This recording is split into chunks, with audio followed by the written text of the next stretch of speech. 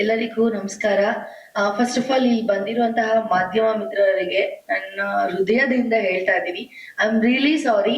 Actually ಇವ್ರು ಸ್ವಲ್ಪ late ಆಗಿರ್ಬೋದು, ನಂದು ತುಂಬಾ ಲೇಟ್ ಆಯ್ತು ಬರ್ಬೇಕಾದ್ರೆ. ಇವತ್ ನಾನು ಹುಟ್ಟದ ಹಬ್ಬ, ದೇವಸ್ಥಾನಕ್ಕೆ ಹೋಗಿ ಮತ್ತೆ ಅಲ್ಲಿಂದ ಬರ್ಬೇಕಾದ್ರೆ ಇವಾಗ ನಿಮಗ್ ಗೊತ್ತು ಪೀಕ್ ಅವರ್ಸ್ ಅಂತ ಹೇಳಿ ತುಂಬಾ ಟ್ರಾಫಿಕ್ ಇತ್ತು. So once again I am really sorry. Yeah ಇಲ್ಲ ಸರ್, ನಿಜವಾಗ್ಲೂನು ಅವಾಗ ನಂಗೆ ಗೊತ್ತಿಲ್ಲ ಸರ್, ಬಟ್ ನಿಜವಾಗ್ಲೂ ನಾನು ಇವಾಗ ಬರ್ಬೇಕಾದ್ರೆ 100% ಟ್ರಾಫಿಕ್ ಇತ್ತು, ಹಾಗಾಗಿ ಲೇಟ್ ಆಯ್ತು. ನಾನು ಯಾವಾಗ್ಲೂ ಟೈಮ್ ನ ಫಾಲೋ ಮಾಡ್ತೀನಿ ಸರ್. ನಾನು ಯಾವತ್ತು ಯಾರಿಗೂ ಕಾಯಿಸಲ್ಲ, ಯಾರಿಗೂ ಕಾಯಲ್ಲ. ಬಟ್ ಫಸ್ಟ್ ಟೈಮ್ ಈ ತರ ಆಗಿದೆ, I am really sorry. Yes, ನಾನಿದ್ರೆ ಈ ಒಂದು ಕೆ ಸಿನಿಮಾದಲ್ಲಿ ಐಟಮ್ ಸಾಂಗಿಗೆ ಡ್ಯಾನ್ಸ್ ಮಾಡಿದೀನಿ.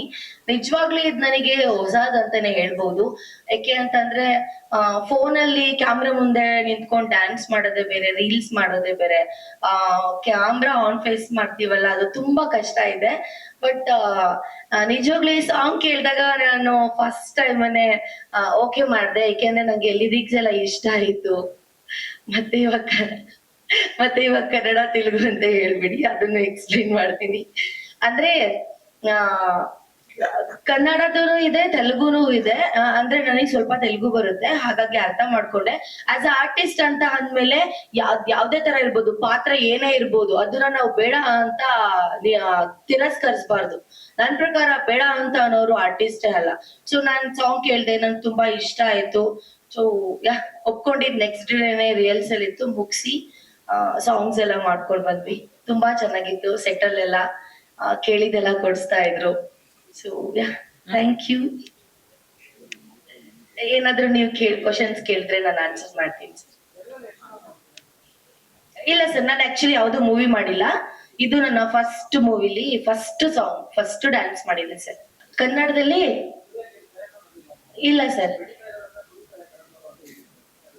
ಯಾರು? ನಾನಾ? ಹೌದು, ನಾನು ಯಾವಾಗ 19 ವರ್ಷದ ಹುಡುಗಿ. ನನಗೆ ಅವಾಗ ಸರಿ ಯಾವ್ದು ತಪ್ಪೆ ಯಾವ್ದು ಅಂತ ನನಗ್ ಗೊತ್ತಿರ್ಲಿಲ್ಲ. ಅವಾಗ ನನಗ್ ಬುದ್ಧಿ ಇಲ್ದಾಗ ಹೌದು ಕನ್ನಡದಲ್ಲಿ ತುಳಿತಾರೆ, ಬೆಳ್ಸಲ್ಲ, ಅದಕ್ಕೆ ನಾನು ತೆಲುಗು ಇಂಡಸ್ಟ್ರಿಗೆ ಹೋಗ್ಬೇಕು ಅಂತ ಹೇಳಿದ್ದುಂಟು. ಬಟ್ ಆಮೇಲೆ ನಾನು ಅದನ್ನ ತಿತ್ಕೊಂಡು ಕನ್ನಡದಲ್ಲೇ ರೀಲ್ಸ್ ಮಾಡ್ಕೊಂಡು ಕನ್ನಡದಲ್ಲೇ ಬೆಳ್ದ್ ನಿಂತು ಇವಾಗ ಇಲ್ಲಿದ್ದೀನಿ ಅಂತ ಅಂದ್ರೆ ನಾನ್ ಕನ್ನಡಕ್ಕೆ ಅಷ್ಟು ಅಪ್ರಿಶಿಯೇಟ್ ಮಾಡ್ತಾ ಇದ್ದೀನಿ ಅಂತಾನೆ ಅಲ್ವಾ?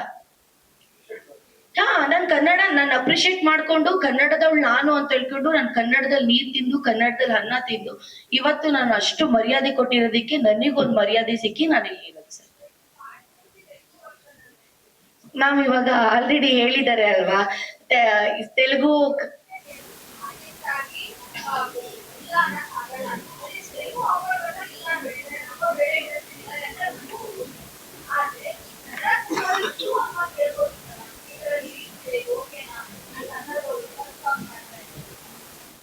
ಹೌದು, ನಿಮ್ ಪಾಯಿಂಟ್ ಆಫ್ ವ್ಯೂ ಅಲ್ಲಿ ಹೇಳ್ಬೋದಿತ್ತು.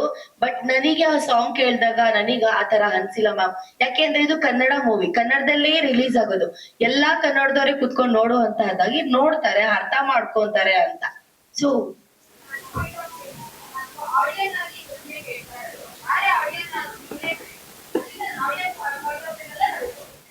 ಮ್ಯಾಮ್ ಇವಾಗ ಮ್ಯೂಸಿಕ್ ಸಾಂಗ್ ಎಲ್ಲ ಯಾರು ಬರ್ದಿರೋದು ಅಂತ ಕೇಳಿದಾಗ ಕಿರಣ್ ಸರ್ ಅಂತ.